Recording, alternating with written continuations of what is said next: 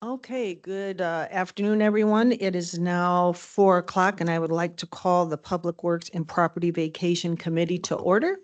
I believe that Clerk Torado has some comments to make before we start the meeting, and then we'll take a roll call. Good afternoon, members of the public. For audio quality, we will be muting everyone not speaking by default to maintain good audio quality for council members and yourselves. If you would like to speak during the meeting, during the public portion, please submit your request in the chat. Directions to do so will be listed. We ask that you provide your full name and address, as those are required for all speakers at in-person council meetings.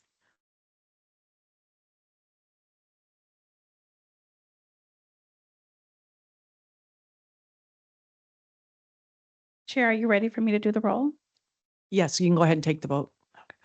Councilmember Warner, Present. Councilmember Dr. Davis, Present. Citizen Member Carl Luttrell, Present. Committee Vice Chair Gooden Rogers, Present. Committee Chair Niskoski, Present?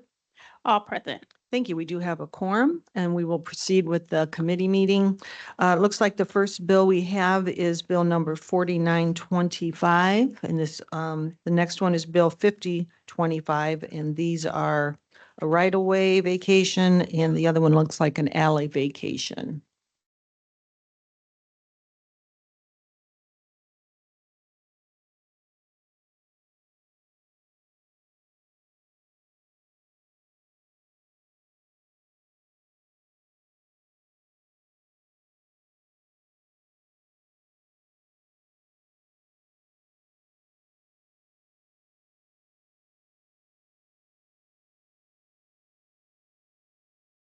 Good afternoon, council committee members. Chris Dressel, City of South Bend, Department of Community Investment with offices on the 14th floor of this building. Here to present the first item, just a quick review of the request for right-of-way vacation at the intersection of Leland, Marion, Lincoln Way, Charles Martin. So this is an interesting one because some of you have probably seen some of the changes that have gone on in this intersection for the last number of years, starting with the actual change to the physical change to the intersection itself back in 2018 to what you see today, and then more recently we've seen change nearby with the construction of from some of our new housing construction that's happening in the area to the north, but it's also would be applicable to this lot once it is available and suitable for that. So just some of that background.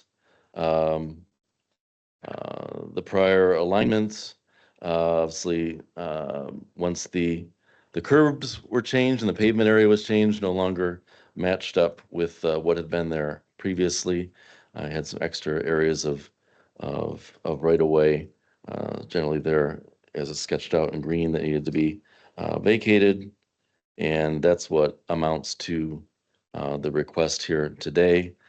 So some of that is on Marion Street, some of it is the corner of Leland, Lincoln Way, and then some parts further to the east and north of the intersection that cover all of the various requests as part of this petition today. And then just a reminder, I think this is familiar to you as of a couple months ago, what's happening there.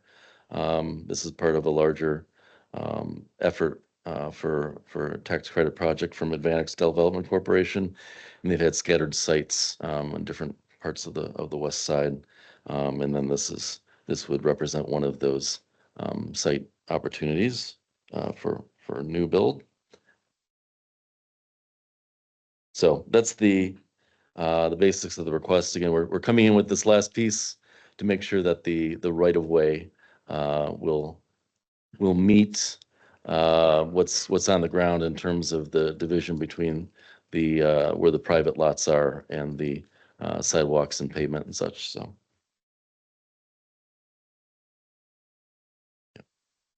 happy to answer any questions you may have. Thank you. Okay, thank you so much for in giving us the the reminder about why it is that we're moving forward with this. Appreciate that. I'll come back to the committee. Is there any questions from committee members? Chris, can you put the slide back up that shows the actual right away vacant, that one there with the pink? Okay. Thank you. Did you have a question, Councilman Warner? Nope. No questions from anybody? Any of the council members that aren't on the committee? Do you have a question? No? Okay, no questions. I'm going to go ahead and open it up for the public hearing portion. Is there anyone here wishing to speak in favor of Bill 49-25? I do not see any members of the public in person or online that wishing to speak in favor of the bill. Is there anyone who wish to speak against? I do not see any members of the public in person or online wishing to speak in opposition of the bill at this time. Thank you. I'm going to close the public hearing portion and bring it back to council or to our committee members. Any statements or anything, or I will entertain a motion regarding the bill. Move that Bill 4925 come to the Committee of the Whole with a favorable recommendation. Okay, there's been a motion and duly seconded. I think we have to take a roll call. Councilmember Warner, Aye. Councilmember Dr. Davis, Aye. Citizen Member Carl Luttrell, Aye. Committee Vice Chair Gooden Rogers, Aye. Committee Chair Nisgowsky. Aye. All ayes. Thank you. Bill 4925 will be sent to the Committee of the Whole with a favorable recommendation. And now it looks like we have Bill 50-25.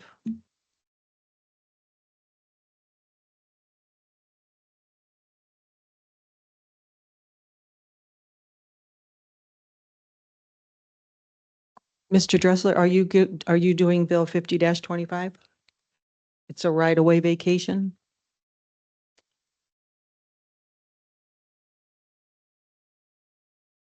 Okay, do we have anybody here that can present for this bill? Good afternoon. My name is John Lovely. I work with Allen Edwin Homes. I'm the developer that actually submitted the original request for this right-of-way vacation. I don't know if there's anybody with the city who can present this, but I figured I could Okay. give it a try if you'd like me to. Sure. Could you give me your address too for the record, or your Absolutely. place of business address for the record? Yes, it is 2186 East Center Avenue, and that is in Portage, Michigan, 49002. Okay, thank you. So the right-of-way vacation request being presented today is 0.05 acres on the east side of the Emerson Forest Parkway that's within the original Woodhaven development. So this is kind of just a half-width right-of-way that was stubbed out to the east for future development. And my team is actually going through a secondary plat review for this particular project, in which we're turning 2 of these lots that are in Woodhaven into 5. And by taking away this right-of-way area, you can create that 5th lot out there. Again, it does not serve any purpose, and our development future sections actually propose that roadway going directly south and nothing east until probably another 400 or 500 feet to the south. So it's no longer needed with the approved primary plat. So primarily, you're just going to be, that lot number 122 is going to be turned into 5 separate lots for development. Correct. There's actually 2 lots there. I don't No, know. I'm I sorry. don't know if it's 122 and 123, but the exhibit only shows the 122. So Right. there are a couple there Okay, now, and it'll be turning into 5. okay. Okay, well, thank you. I think you pretty much covered it. I did see also that that was favorable from the Department of Public Works, and that, you know, you have to eliminate the alley, put in the curb, Absolutely. replace the curb and establish the tree lawn in accordance with the city standards. Absolutely. Okay, thank you. If I you will have any bring it- questions, just let me know. Okay, well, I'm going to find out right now for you. Is there any questions? Mr. Luttrell? Has the Snup Street approach been built? No, it is not. The There are no, recommendation from the Board of Works makes it a requirement that the approach be eliminated, but if it's not there, you really can't eliminate it. There may be a small concrete curb section that kind of turns out as an approach, but it is so overgrown right now that I was not able to see that out on site and the survey work did not pick it up. So it's just a dead end stub right now, the way that we see it. But if it's there, it'll definitely be removed and we'll be extending that stub all the way down to the section line so that you can serve a driveway off of this road. Do you have another question? Any other questions from the committee? Any of the other council members question? Okay. All right. Well, I'm going to turn it over for the public hearing. Is there anyone here wishing to speak in favor of Bill 5025? I do not see any members of the public in person or online wishing to speak in favor of the bill. Is there anyone wishing to speak in opposition? I do not see anyone from the public in person or online wishing to speak in opposition of the bill. Okay, thank you. I'm going to close the public hearing on Bill 50-25 and bring it back to the committee. Is there any additional statements or what is the pleasure of the committee to do with the bill? Motion to bring bill number 5025 to the committee of the whole with a favorable recommendation. Do I have a second? Okay, and we have a second. Clerk Toronto, could you call the roll, please? Councilmember Warner, Aye.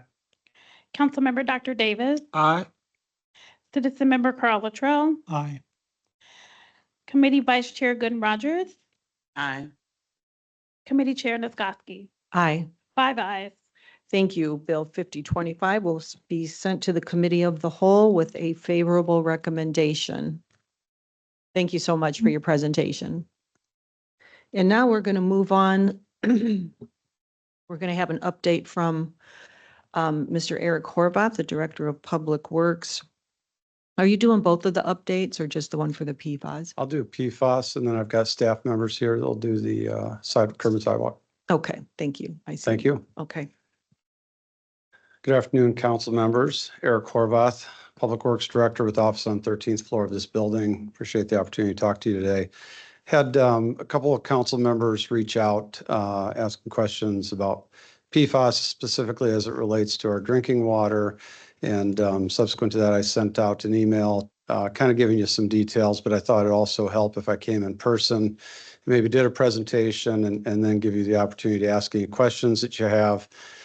This is something that was a unregulated contaminant for years and had been monitored as part of the UCMR as a potential concern that had health-based effects. And a rule was finalized in 2024 that then put regulations on PFAS. And so it's something that we've been working on the last couple of years and we'll continue to work on and have dialogue. And you'll be seeing lots and lots about this, not just in the media, but we'll have, presence on our webpage and other places that you'll continue to see, not just what the city of South Bend's doing, but cities across the nation are going to be dealing with this same issue. So if you could change the slide here, I'll get into some of the details. The first thing is, what are PFAS?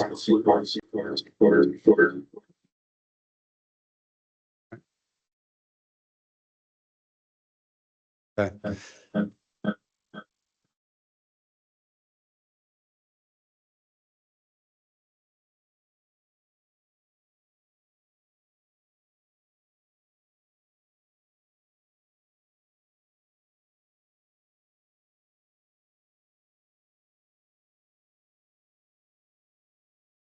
So, Seems to be just a small Yeah, technical issue. yeah, she'll be pulling, there we There go. we go. Thank you. So this is just a short abbreviation for a very long word that is representative of a number of different substances. So these are man-made chemicals. There's thousands of them that fall into this category. And they all have this common thread that they have a carbon fluoride bond that's really strong. And because of that, it did a couple things. One, it allowed it to do things like have resistance to heat. So they used it a lot of the fire film, the foaming film. They used it in Teflon, things like that. It's also oil resistant and water resistant.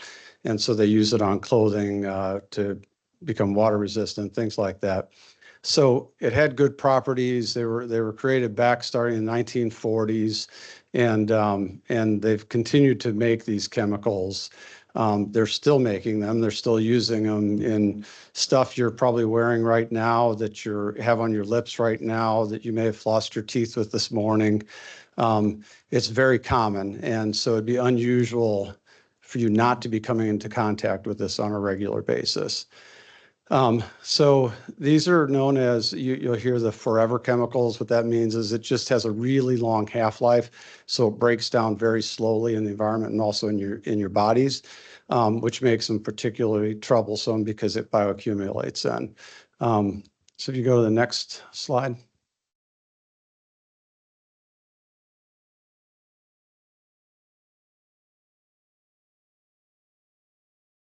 So again, everyday items, dental floss, liquid lipsticks you put on, all your nonstick Teflon pans, food wrappers like hamburger wrapper are very commonly coated with the PFAS. Clothes, carpets, outdoor gear. They did a study on the Oral-B Glide dental floss, and women who were using that had 25% more PFAS in their bloodstream than women who weren't. So it's common stuff that you're even putting in your mouth. They're also found, militaries uses it, airports, of course, our firefighters use it for years in the AFFF. And so it is very common. Next slide. So again, the EPA finalized this rule in 2024. At the time, it set enforceable limits for 6 of the PFAS chemicals in particular. And I've got them listed there. Well, I should actually, it's 5. And then they had a hazard index, which was a combination of the 5 that it also would weigh, that you have an equation that you figure out, like, is that hazard index higher? So you may have, you may be just under the maximum contaminant level for 2, 3, 4 of these, but the hazard index may be over.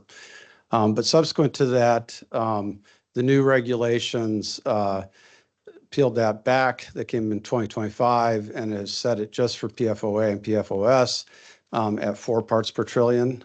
So the other ones right now, I think, are under review. And then they also moved back the compliance date to 2031. It was a compliance date of 2029.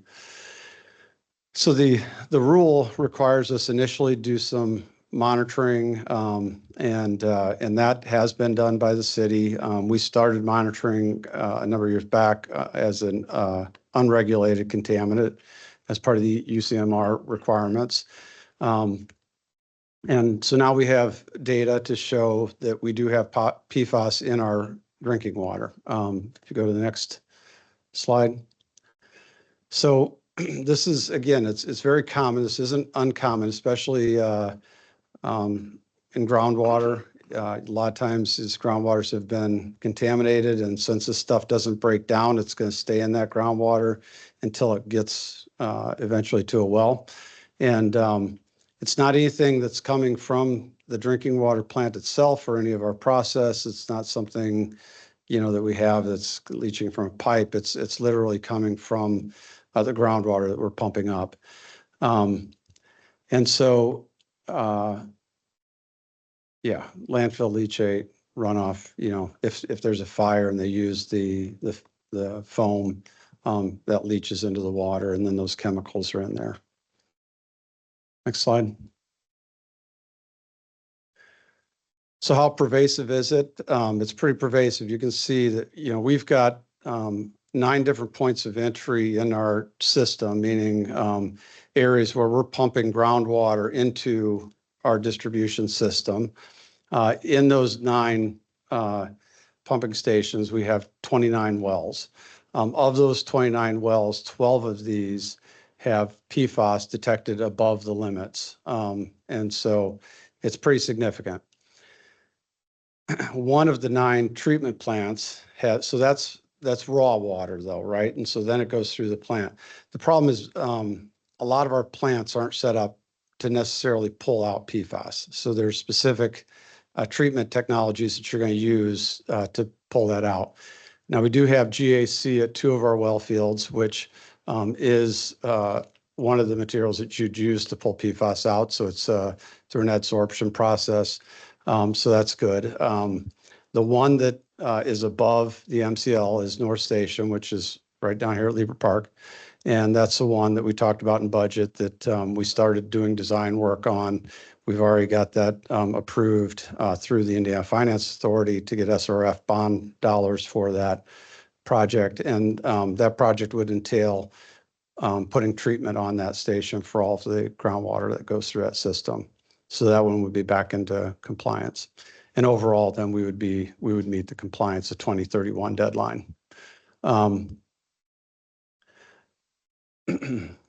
So again, these, even though we've got in the raw water, very persistent, we've got treatment in some of the places, and then we're pumping whatever wells that we have that don't have PFAS in it as much as we can, so that we can keep those levels down. And so that's part of our just overall operational strategy that we have, so that we can keep the our average numbers down as much as we can.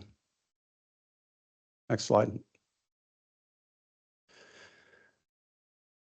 So as I mentioned, the initial monitoring was supposed to be done by 2027. We have completed that. We've conducted a study. We're looking at treatment at North Station, and then the next place we'll do treatment will be Pinhook.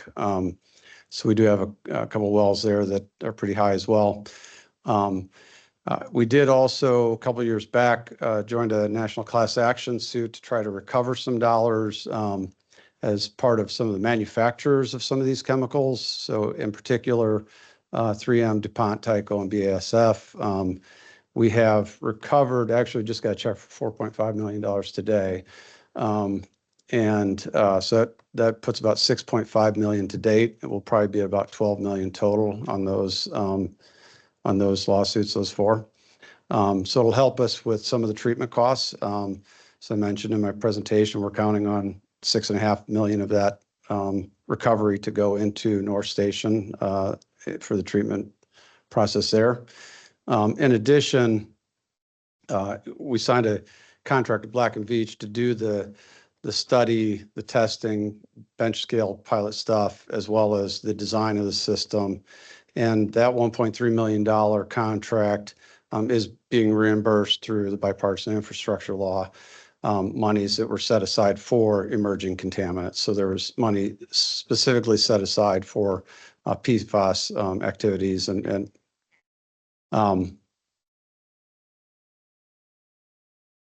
let's go to the next slide, please.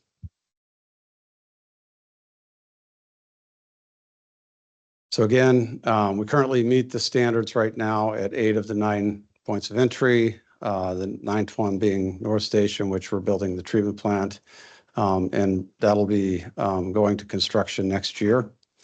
And then we'll continue to monitor and test our wells on an ongoing basis. That'll be something that you'll see all cities will have to do now, henceforth. Next slide. So I think I went through a lot of this. Black & Veatch was picked. They're a national firm that does a lot of this type of work. They actually design a specific, so with there being thousands of these chemicals, you want to make sure your treatment is going to be right for the chemicals that you have in your drinking water specifically. And so it's not a one-size-fits-all thing. In fact, even if you select anion exchange, there's different resins that will pull out different PFAS chemicals better than others will. And so the way we do that is we do testing up front, where we run our actual water through some of these filters, and then we see what's left so we can see how effective they are at removing it. And so that process is mostly done. We've got the report, and that's why we're moving into the design phase. Next slide, please. So So here's just a list of treatment technologies that are out there right now. Again, I had mentioned one way is it absorbs to granular activated carbon. Activated carbon is a common product used in treatment systems. They're also very good at pulling things out like different volatile organic compounds. So we've got GAC at both South and Olive, and we'll continue to use that there and use that not just to pull out other contaminants, but also to pull out PFAS. At North Station, we're going to use an anion exchange. So these they've got these negative ions that are attracted to the resins, and so that's how you pull these out. And the advantage of this is it gets both the long and short chain PFAS chemicals really well, and we have some both. And so that's what we're looking at. The other advantage of this over GAC is it's a lot more compact, and because we're doing North Station, we've got the historic Leaper Park. If we had gone with a different treatment technology, we likely would have had to build a building. We're hoping to get everything inside the existing building in areas that we already have just by moving stuff around so that we can hold the historical integrity of that park.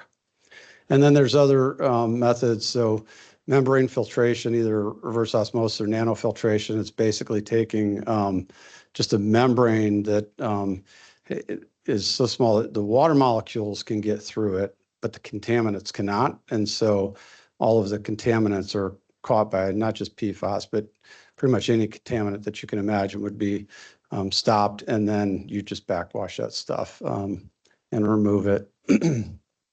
Costs a lot more, is also very difficult to do with our hard water. And Sherry's not here, but she had some questions about the hardness of our water as well that I'll talk to her about. But we do have extremely hard water in South Bend because we use groundwater, and there's limestone and a lot of calcium, magnesium, especially calcium, that adds to that hardness. It's not bad for you at all. Just gives you that scale buildup on your faucet and other places. It looks ugly, but doesn't hurt you at all.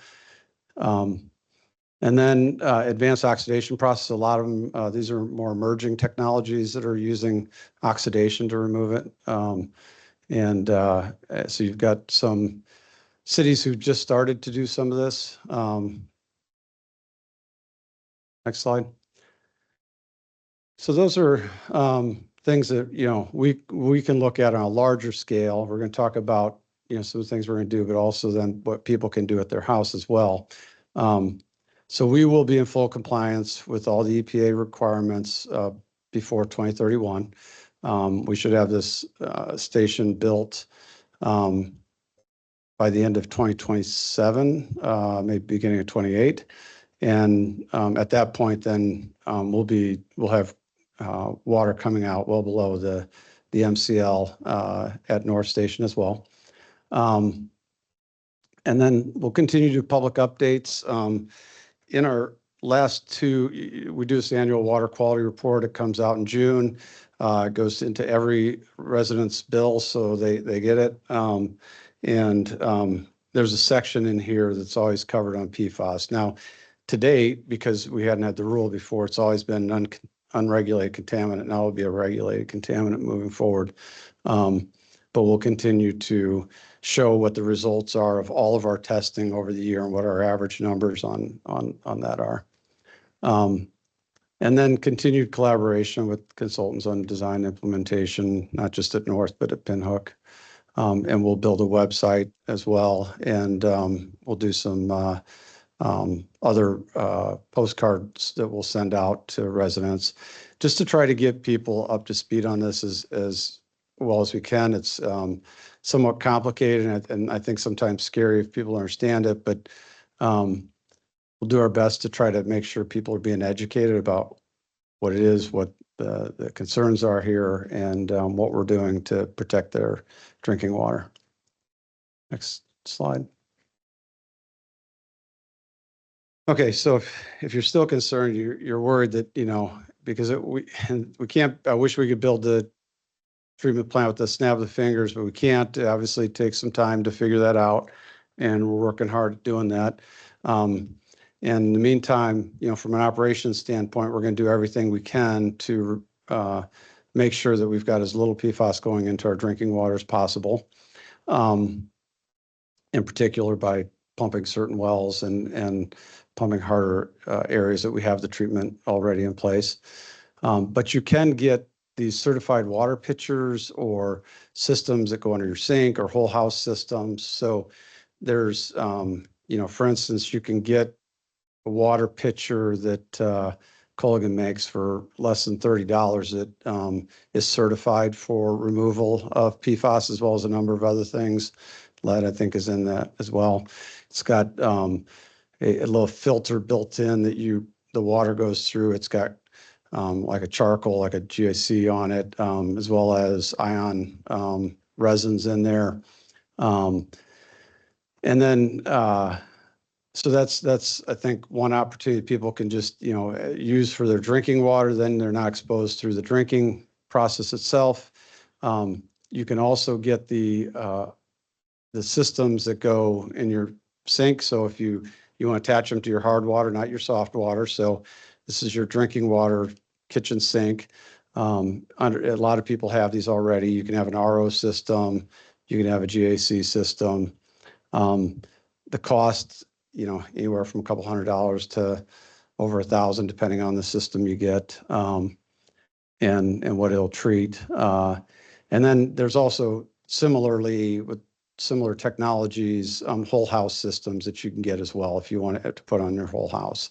So I think those are some things, and understanding at least, some of these everyone might not be able to afford, but at least there's an affordable option in the water pitchers that do help remove PFAS. Next slide.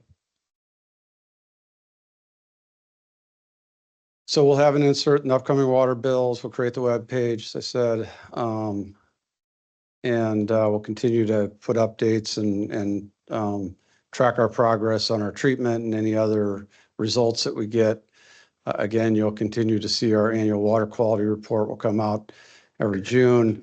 And then happy to do additional council presentations and any community engagement as necessary. Next page. I think that's it. So be happy to do my best to answer any questions you have. We're working hard. This, it's again, there's a lot of emerging contaminants on EPA's list they're concerned with. They could have harmful health effects to humans, and this is one of them that has moved its way in front of to the point where they realize there's serious health-based impacts and that systems need to get this out of their drinking water. I imagine it won't be far behind that they'll start having regulations on making sure people know what products have these chemicals in them, and also start limiting some of the use in other products that you're going to get human contact with, either through absorption or inhalation or ingestion, any of those methods. So. Okay, well, I really thank you for that presentation. That was Sure. very informational, and I know that you promised to come back when we were at the Budget Committee hearing, so I appreciate you taking the time to do a little further explanation for us. You're welcome. So I'm going to bring it back here. Okay, I see Dr. Davis has a question. Thank you for this presentation.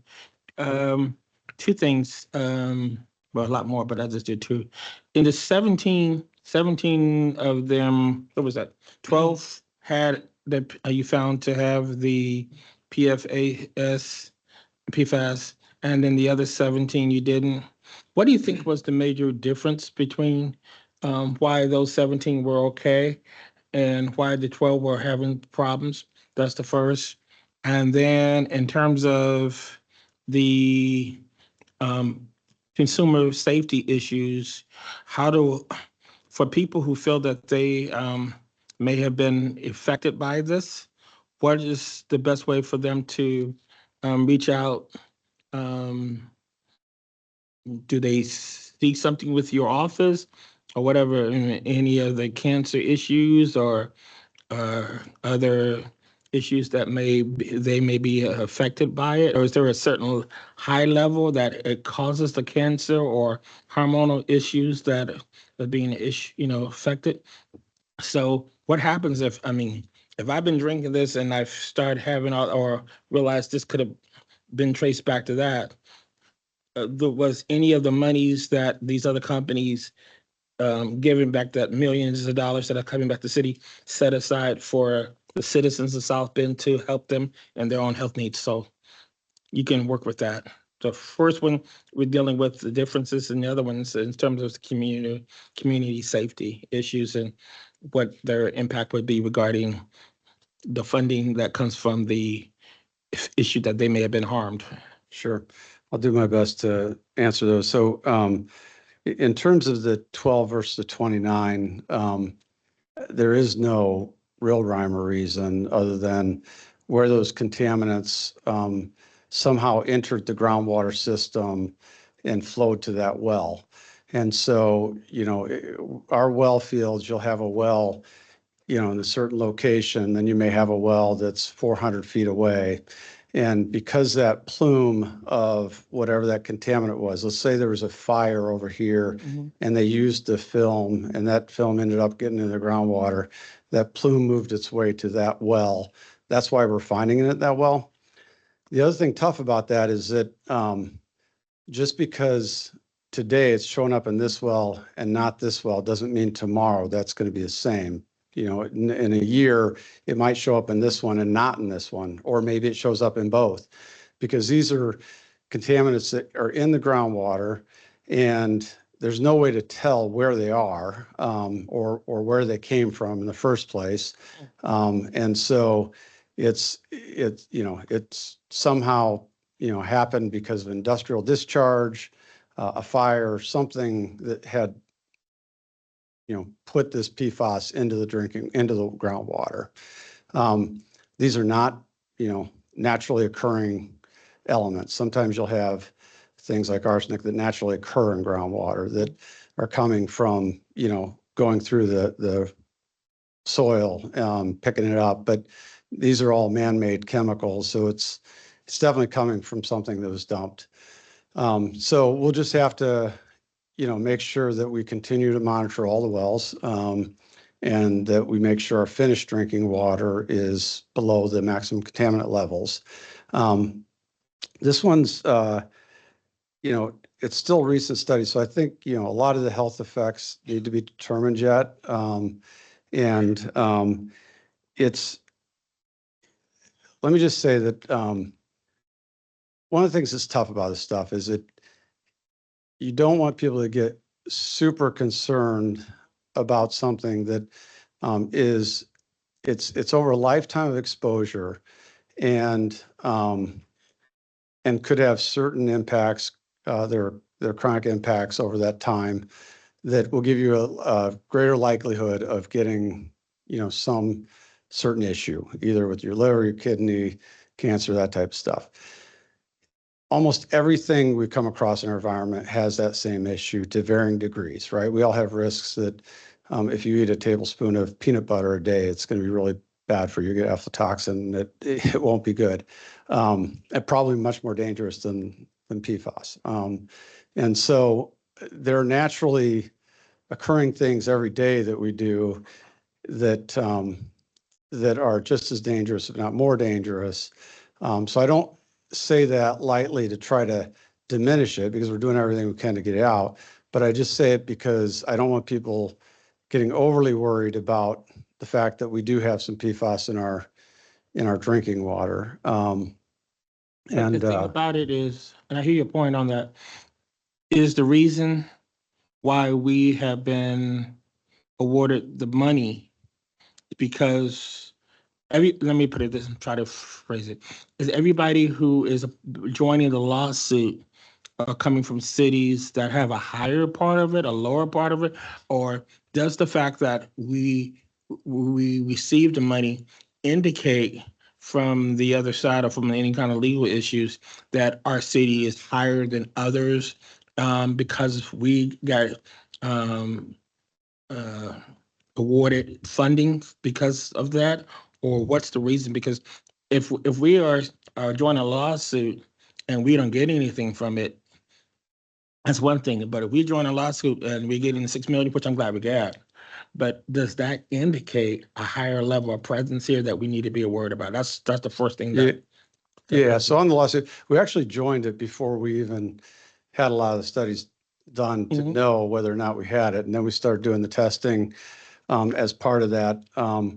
And some people opted in, some did not. We, on average, are very similar, probably a little less in terms of overall average PFAS than Elkhart, Mishawaka. So it's common in a lot of cities. Having said that, there was a formula, and that formula was based on how many gallons you pumped and what levels you're at of the specific wells. And so, and that money is intended to, because the cleanup is like, what you do is if you knew where this spilled and it was one spill and you could just go there and clean it up, that's what we would do. We'd go clean that up and make sure that it didn't hurt the groundwater other places. We don't know where these spills are. There could be in 1,000 places throughout the city. And so because of that, the treatment can't be actively at that spill area because we don't know where those are. It's got to be at the plant itself. So that's why we're using the money to treat the water at those plants. And that's why we filed the class action suit, was so that we'd have money to try to help us with the treatment side. Okay. Because otherwise that goes 100% on the ratepayers. We'll send you some other questions later, but this is very interesting. Thank you for sharing that. You're welcome. And I agree that the money should be used for that. I'm glad you're utilizing for it. So. Any other questions? Because we still have one more presentation to go yet. Just one. Sure. Did I hear you say, Eric, that there was no we don't know yet where the effects of it? So there are studies that show that it has adverse health effects. I'm not diminishing that.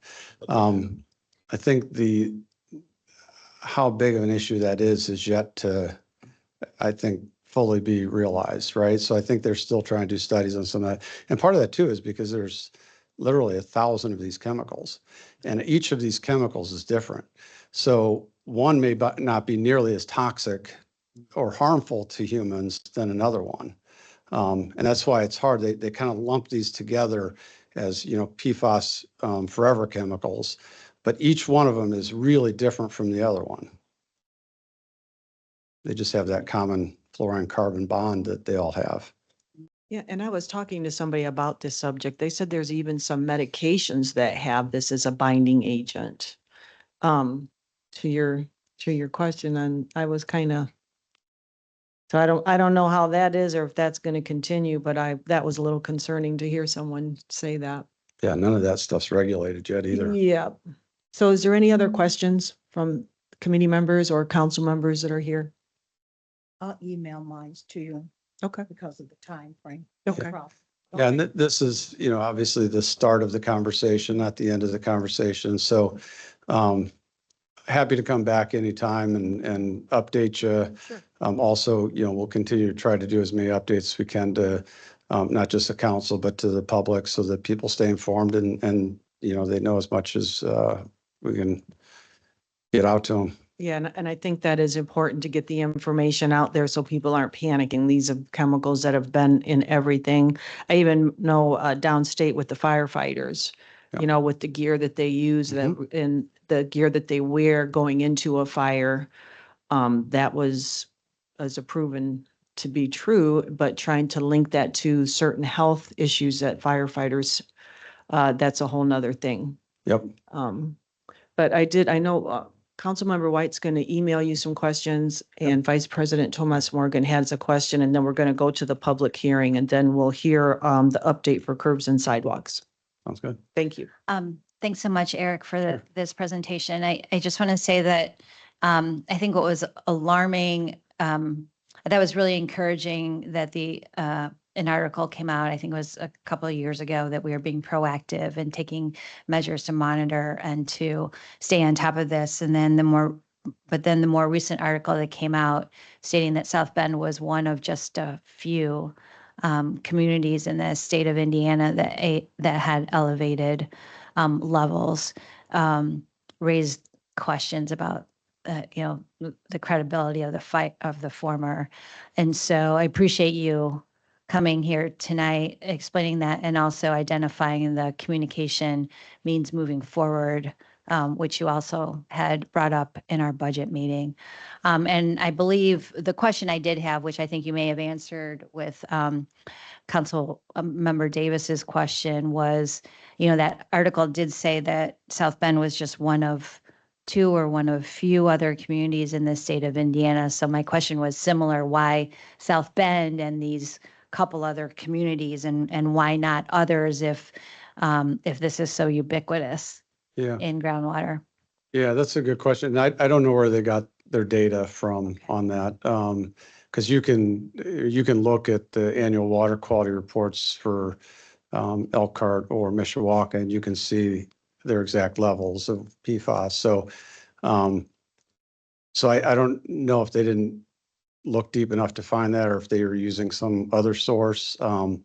Now, it doesn't need to be, so in the rule, cities do have until 2027 to finish their monitoring.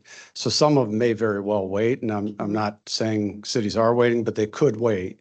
They don't need to be doing it now. We wanted to do it as quickly as we could, because we wanted to know, what was in front of us.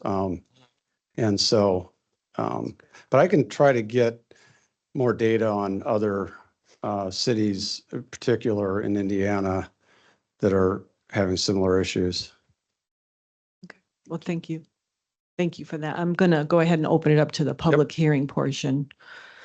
Is there anyone here wishing to speak, or I guess in favor or of the update? It kind of sounds weird to say that, but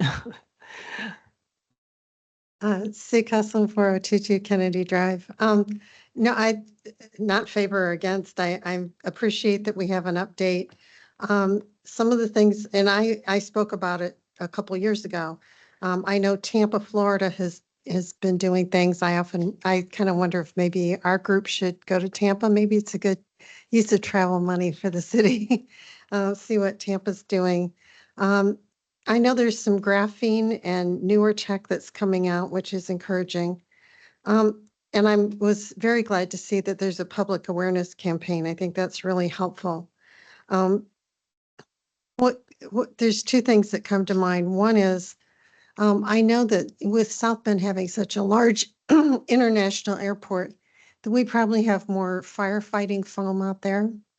And I'm wondering if we could be proactive on, if there is, they have to hose a plane down or something, that there are runoff guides to take that foam and so that it doesn't go into the groundwater. Be proactive and figure out ways that it could be handled, so that the runoff from whatever they do on the runway doesn't get into our water system initially. I think that, that might be a way of going forward and not having as much in the future. The other thing that came to mind is it's kind of like lead in the water. It's kind of a poverty tax, that people can't afford the $30 pitcher or whatever, or a whole house RO system. I've had an RO system for years, decades. But I'm thinking, what if, how we have like matching programs for lamps, yard lamps and sidewalks and things like that. What if we had some sort of matching grants, and maybe we can find matching grants that we don't have to provide the money, to help people with getting the RO or getting the water treatment, have sort of an outreach to the community and a way to help them financially mitigate this. Just a thought, since we have a couple other programs, and I know the library has, Scott Sandberg's great at finding grants. Maybe we could even find a grant the city could use so that we're not paying for it. Just a thought. And thank you for holding this. I appreciate it. Thanks so much. thank you for your comments. Is there anyone else wishing to say anything? Speak now. I Nope. do not see any members of the public wishing to speak regarding the presentation. Okay, we're going to go ahead and close the public hearing portion. I thank you so much, Mr. Horvath, for coming and giving us all that information. We'll look forward to the update when you feel that time is appropriate for the council. I know you said the monitoring deadline is 2027, 2031 to actually, yeah. So maybe somewhere in between those, you can give us an update on, especially the North Pumping Station. Go from there. Okay, thank you. The next update we're going to have is in reference to curbs and sidewalk selection and the bid process. Gemma had contacted me and Gemma, I think that was you contacted me, that thought it was a good idea to do an update Might have on been this. actually Caitlin Wyant, another project engineer. Yeah, that may have been, Yeah. and somebody from over there had contacted me about this. So I think it's a good idea as a reminder for everyone. So go ahead and take it away. Yeah, I'm going to share my screen so I think you can see this. Yeah. Mhm. So my name is Gemma Stanton. I'm a project engineer with Department of Public Works on the 13th floor of this building. And I'm here to hopefully briefly just give an update on the curb and sidewalk programs that we have. Sorry about that. Okay. So as a lot of you probably already are aware, as stated in Chapter 18, Article 3 of the South Bend Municipal Code, the maintenance and repair of curb and sidewalk is the responsibility of each individual property owner. But we as the city do have two programs to help property owners out. And one is the curb and sidewalk reimbursement program. So this is open to any property owner within the city. They can be reimbursed for a partial amount of their curb and sidewalk repair if they go through this program. We still do have funding available for 2025. And so we'd love to see more applications for that program. Anyone can come our way and get more information. The other program that we run each year is the council allocation program. And just as a reminder, the eligibility requirements for that program are that it's a residential property, it's low income, it's in very poor condition or poor condition, and it's an existing sidewalk. So in 2025 here, we're running our program and we have 14,000 linear feet of sidewalk scheduled for replacement and about 10,000 linear feet of curb. And that should be completed in early 2026, depending on how the weather shakes out. And that comes out to about 1,500 feet of sidewalk and 1,100 feet of curb per council member. A reminder that these allocations can be donated to another council member, another district, if you can't utilize all of yours, if you don't have that many requests. And also as a reminder, whenever practical, we try as hard as we can to do a full block of sidewalk or like a half a block or a big chunk wherever we possibly can, because that reduces the unit prices on the sidewalk replacements significantly. So it stretches our budget a lot further when instead of doing one property here, one property there, we can do a bunch in a row. So in 2026, we expect the budget to remain the same for this program. So we're once again asking for 1,500 feet of sidewalk and 1,100 feet of curb, or 2,000 feet of sidewalk only is an option for you. And it's not a perfect science. There's variables like tree removals, driveways, and traffic control that can all affect the cost of a particular sidewalk replacement. So it's not a perfect round number every time.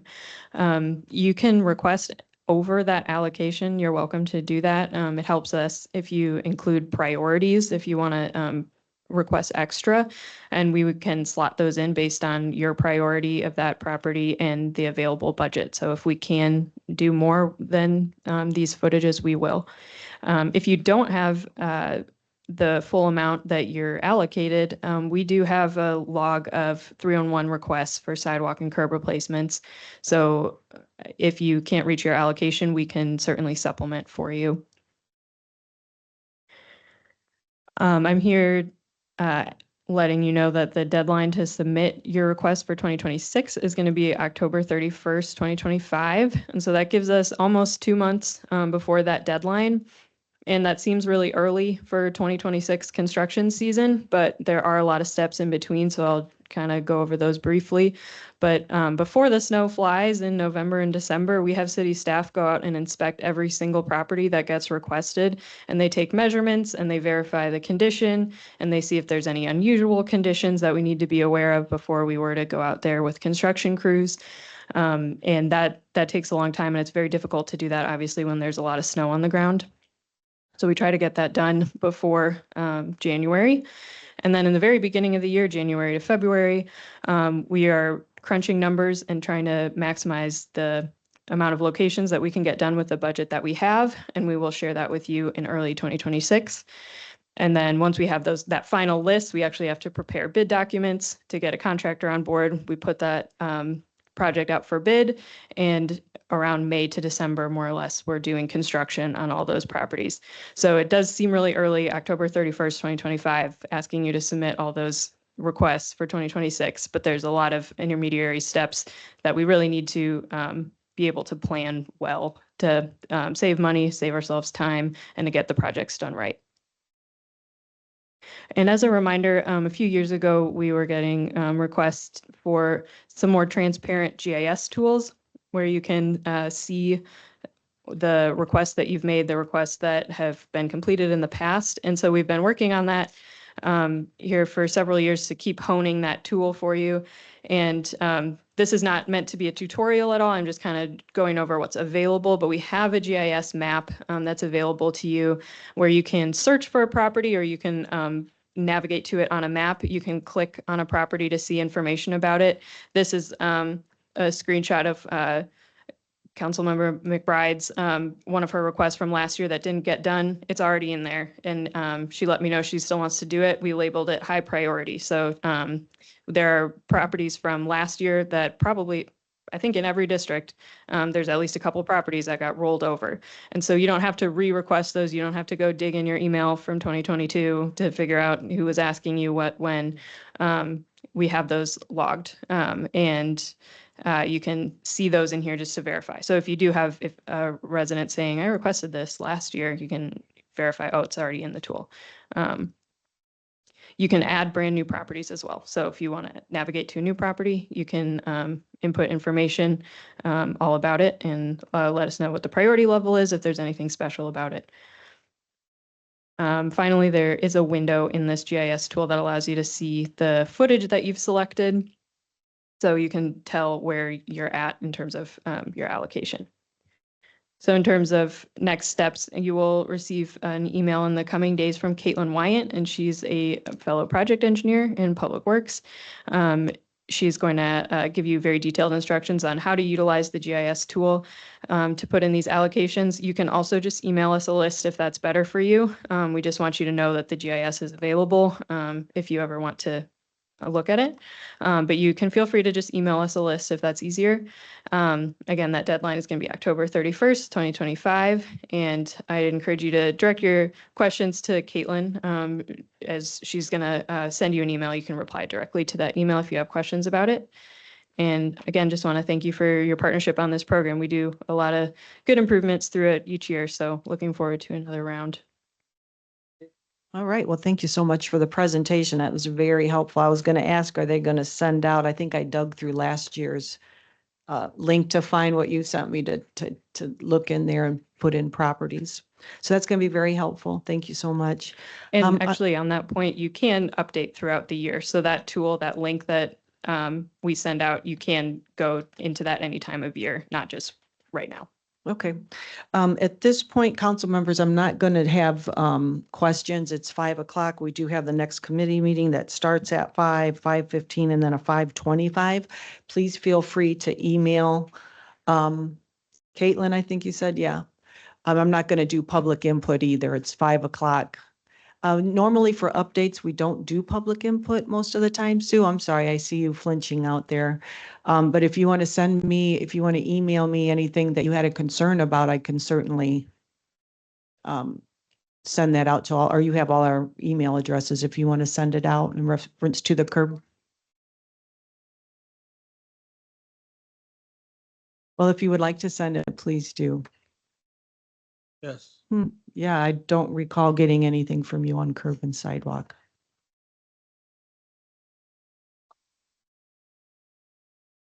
Okay.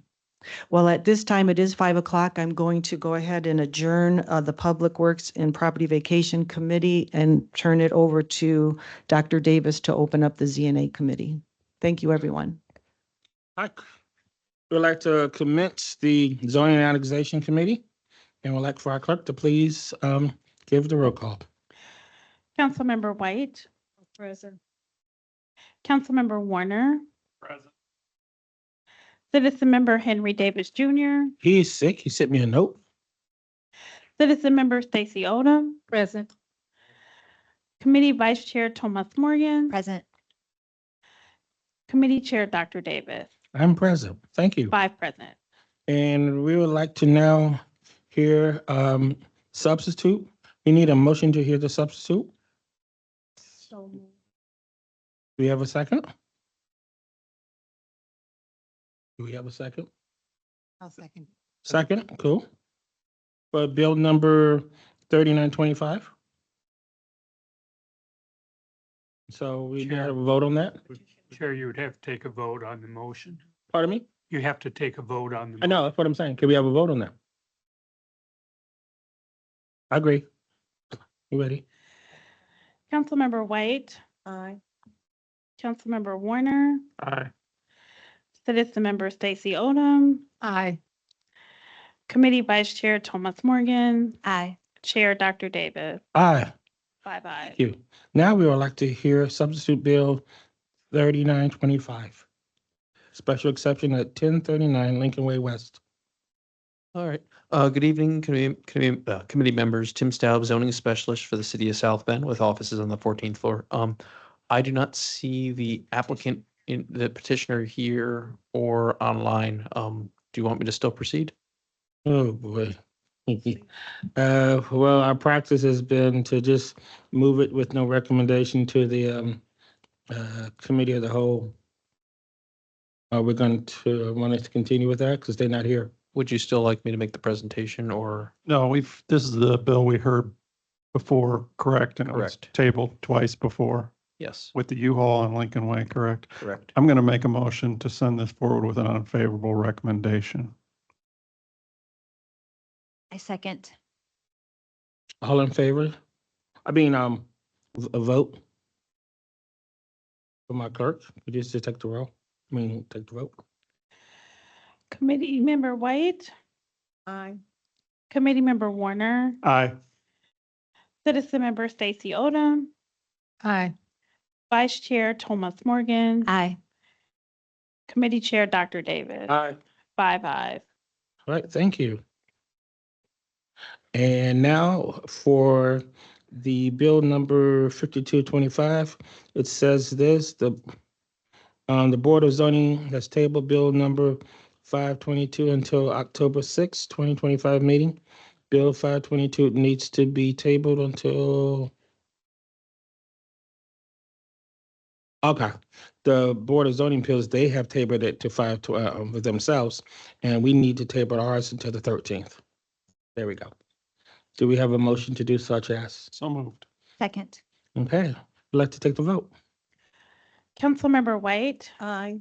Councilmember Warner, Aye. Citizen Member Stacy Odom, Aye. Committee Vice Chair Thomas Morgan, Aye. Committee Chair Dr. Davis, Aye. 5 ayes. Before we close, again, I was not here at the last time we had a zoning organization committee. I'd like to thank Councilwoman Thomas Morgan for chairing that committee. And I also would like to thank Stacy Odom for being so faithful and coming as our citizen member. I mean, she comes whether we have one, none, whatever, she comes. And I want to thank her. So after that, I adjourn. Second that, thank you. you. Yeah, thank you. Everybody did.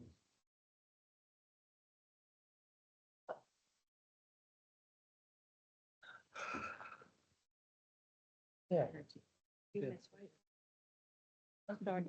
Just be busy. Yeah,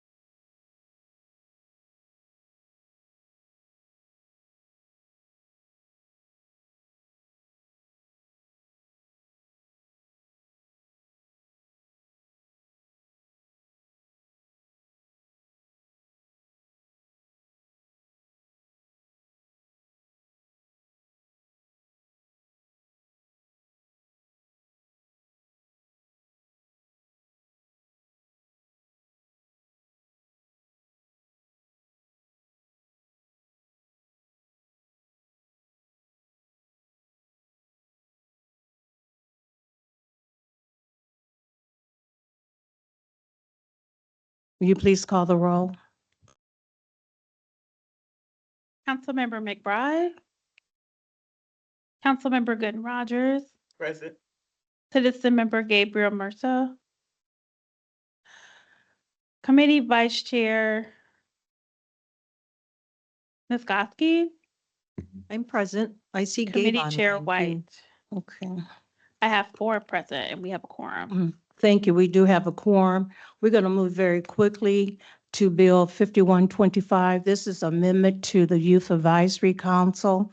And just to give a little bit of history, the Youth Advisory Council, if I'm not mistaken, was really created in 2019. Is that correct, Attorney Palmer? Yes. And so the reason why in which it was created was to really give our young students and individuals to have opportunity to understand civic engagement, also the political process, but more importantly, to give them opportunity to have their voice and concerns heard.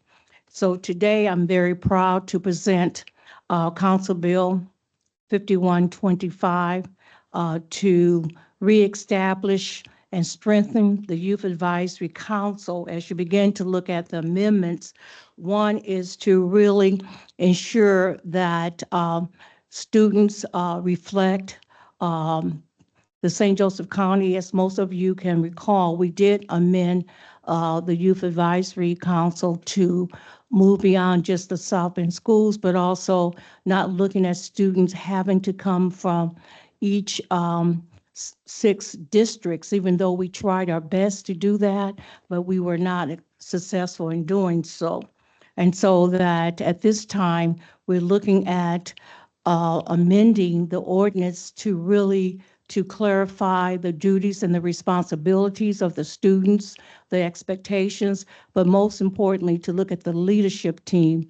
And that would be the chair, the vice chair, and the secretary to ensure that their duties are clearly defined and the expectations are served as well. I would want to say, and I'm very excited to be able to say that it was the 3 officers of the Youth Advisory Council that got together to begin to look at our current ordinance. And they shared a lot of recommendations. They spent a lot of time in looking at it from their perspectives. And you would notice too, one of the new amendment is to require that the Youth Advisory Council organize at least 1 seminar, town hall meetings, and also to be sure that they're connecting with other young people within the community. If you may recall, members of our youth council, they were panelists at least 2 community-wide seminars as we began to look at Senate Bill 1, but also looking at education from their perspective. And so again, this ordinance is just to really tighten up the expectations, but also to give them opportunity to share their viewpoints and their perspectives. When youth council members are selected, they go through orientation. They're giving an assessment, identifying their goals, their concerns, and what they would like to achieve during the academic year. One of the top topics, really 2, that this cohort had identified was mental health and violence. And so they are very much committed to mental health and to ensure that they have opportunity to reach out to some of their friends, as well as working with mental health specialists and getting the message out into the community. So that is one amendment of 2. But I would like to say that I'm very proud to share that our most recent cohort of Youth Advisory Council members, 8 students have graduated and successfully enrolled in institution of higher education. Among them, we are especially thrilled to recognize Mr. Matthew Deal, who was awarded the Lilly Endowment Community Scholarship. one of the state of Indiana's most competitive scholarship. Someone may ask, well, how do you know you're successful? Well, we give assessments, we ask the students, but most importantly, if you were to reach out to some of the community leaders who've had the opportunity to hear these young people, you would be amazed in what they are saying. Some of community leaders have asked them out to lunch because they want to hear more for them. Because one of the questions that was asked, how can we get young people involved? And they were very, very clear on why that's difficult to do, because there's a disconnect. Sometimes, we tell them and we don't listen. And so again, the assessment is given at the end of each academic year. They will be selected in October. They will be sworn in November, and we would kick off with the orientation that would be in January. Last year, we didn't get a strong, start out, and that was not the youth advisory students. It was just difficult trying to get it all together. But again, I'm very appreciative.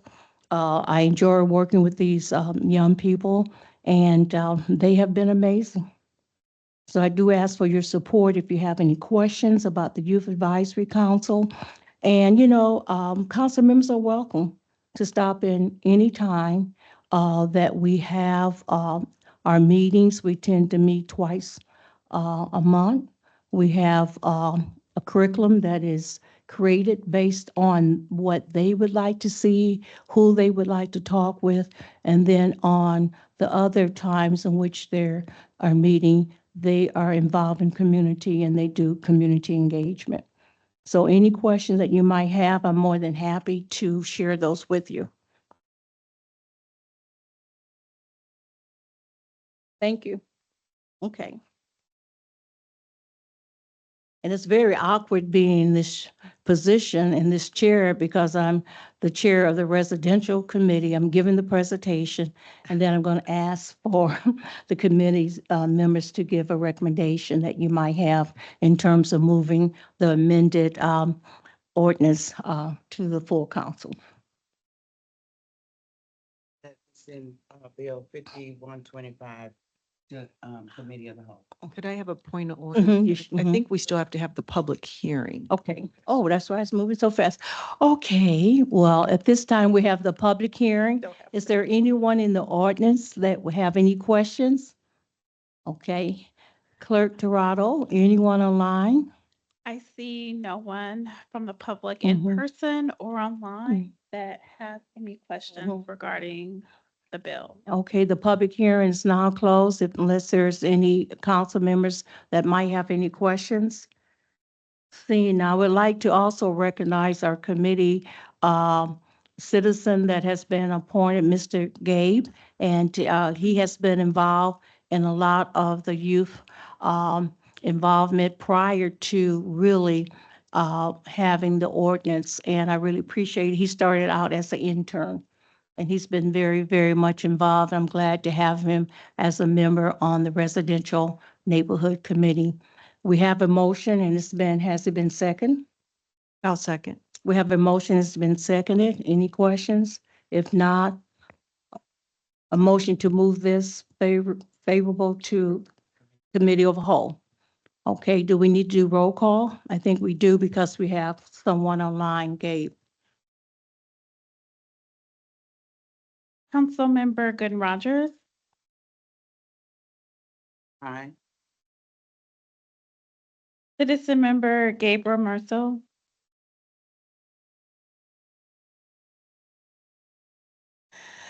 Committee Vice Chair Nisgowsky, Aye. Committee Chair White, Aye. 4 ayes. Okay, thank you, appreciate it.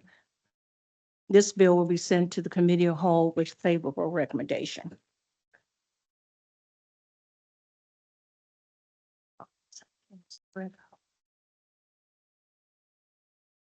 Motion to adjourn?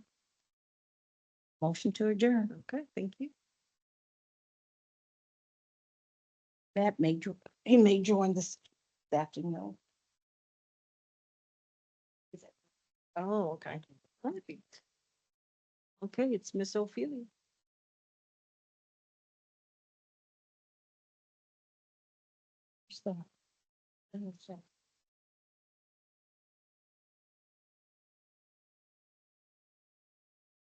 There's.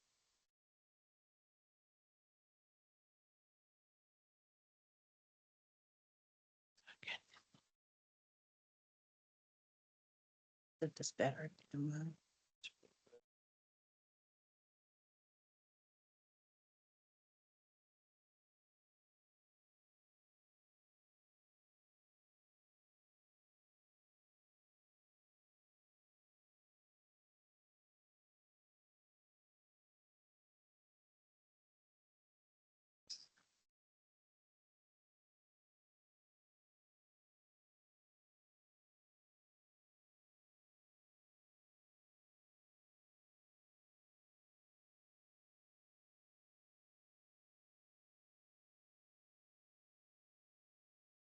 At this time, we'll call the Community Relations Committee in order. Can you do a roll call, clerk? Committee Member Nisgowsky, Present.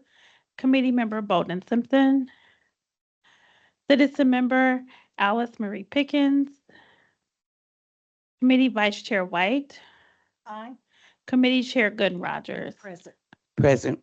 We have a quorum. At this time, this bill will be tabled until the next meeting, which is September the 22nd.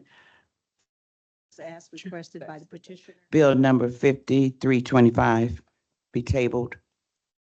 Chair, you need to have a motion and a vote.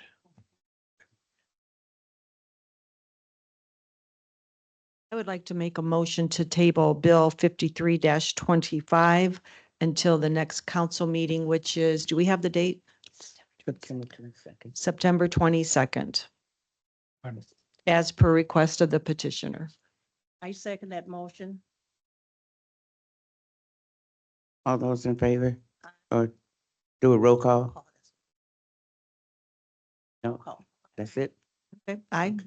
Thank you. At this time, then this committee is now closed. Thank you. I'd just like to do a quick informal meeting of the Common Council, go over tonight's agenda. We go through the invocation, pledge, roll call. We have report subcommittee on minutes from August. There is no special business. There are no reports from city offices. Bill 39-25 comes to the committee of the whole with an unfavorable recommendation. Bill 49-25 comes with a favorable recommendation.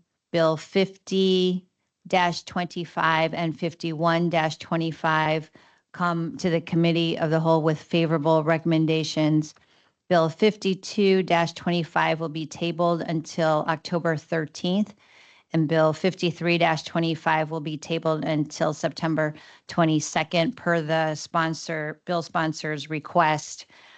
There are no resolutions. We have 5 bills on first reading. We'll finish with unfinished business, new business, and privilege of the floor. And that's it. Thank you, everyone. Thank you.